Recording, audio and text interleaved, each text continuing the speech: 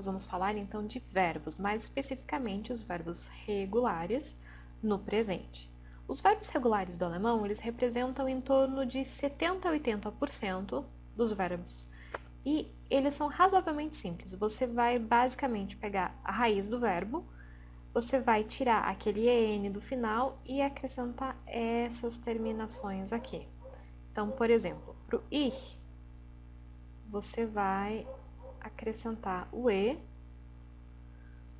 para o du, o ST, para o ES e ES e para o MAN, o T, para o VIA, o EN, para o IA, o T, e para o ZI do plural e o ZI formal, que tanto pode ser para o singular quanto para o plural, EN também. Então, vamos aqui a alguns exemplos de verbos regulares. Por exemplo, você pega o verbo lernen, ok? Então, o que você vai fazer? Você vai tirar esse EN que tem aqui no final e acrescentar aquelas terminações que a gente viu. Então, para o ich, tirou o EN, acrescentou o E e ficou lerne. Para o du, ST, então, lernst. Para a terceira pessoa, o es e es e o man, o Tzinho, então fica lernt. E assim por diante. A mesma coisa vai ser com o kommen, wohnen, leben. É razoavelmente simples, é realmente só lembrar que você tem que tirar o EN, tá, do infinitivo do verbo e fazer e acrescentar essas letras ali em cima da tabelinha. Uma coisa que é importante lembrar é que esse ZI aqui, o ZI do formal, ele é usado somente quando você fala diretamente com a pessoa, ok? Então, por exemplo, por mais que no texto apareça Frau Schmidt ou Herr fulano de tal, se eu estou falando dele para outra pessoa, ele vai valer como se fosse aqui, ó, um EAS e ES, ok? Então, ele vai ficar aqui nessa listinha, ele não vai ganhar EN, porque você está falando dele ou dela. Por exemplo, Frau Schmidt, vou botar aqui, por exemplo, aqui, ó. A Frau Schmidt kauft ein Brot. Ok? Então, a Frau Schmidt comprou um pão. Por mais que aqui eu esteja falando de uma senhora, que é a Frau Schmidt, você vai usar o kauft e não o kaufen, porque você está falando dela e não com ela. Ok? Agora, por exemplo,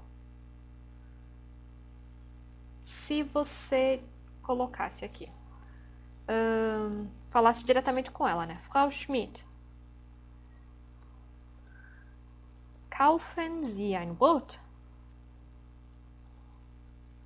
Aqui você está perguntando para ela se ela vai comprar um pão, ok? Então, você tem aqui a Frau Schmidt, mas eu tenho a vírgula, estou falando diretamente com ela. A senhora vai comprar um pão? Aí sim você coloca o EN, ok? Mas quando você coloca aqui, ó, você está falando dela e aqui você está falando diretamente com ela. Eu estou fazendo uma pergunta para ela, ó. Frau Schmidt, a senhora vai comprar um pão? Ou a senhora está comprando um pão agora? Certinho?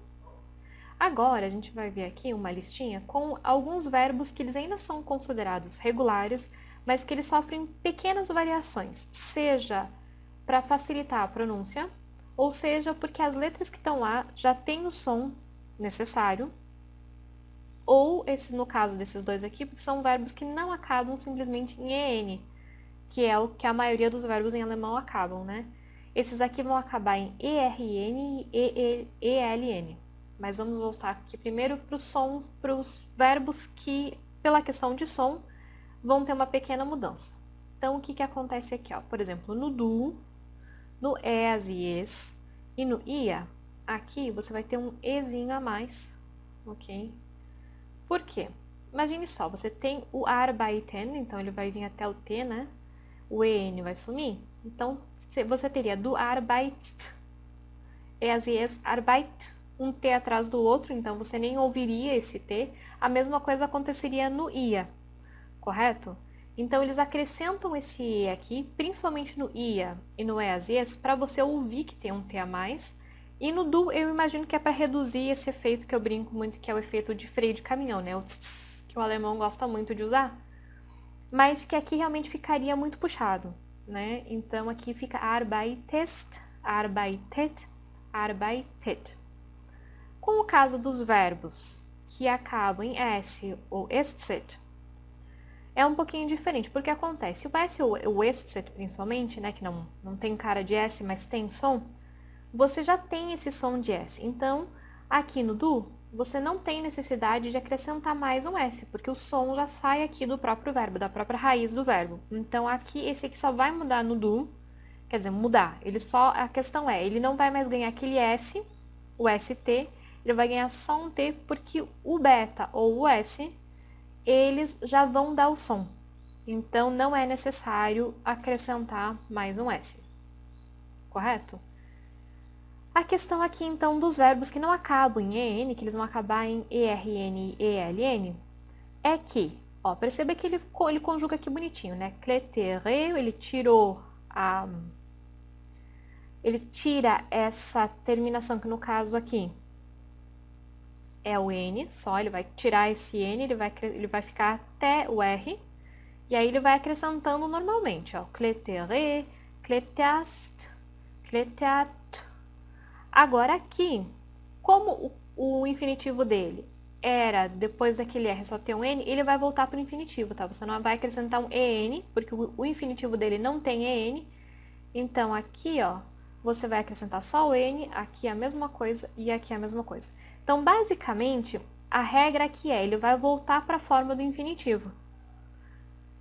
Esse infinitivo aqui não acaba em EN, então aqui ele também não vai acabar em EN. E a mesma regra segue aqui, ó. O verbo no infinitivo é sammeln, então aqui também, ó, ele vai tirar só o N ao invés de tirar um EN do final. E vai acrescentando as letras bonitinhas, como a gente viu na tabela lá na outra página. Só que aqui também, ó, no via, no zi do plural e no zi do formal, ele vai voltar para a base aqui, que é a base dele no infinitivo, e não a base EN. Mas faz totalmente sentido, ok? É só você pensar que nessas três pessoas do plural, ele volta para o infinitivo e não pela regra de que nessas três pessoas ele acrescenta um EN e aí passa a fazer mais sentido. Aqui embaixo, então, vocês vão ver que tem alguns modelos de outros verbos que seguem essas pequenas mudanças.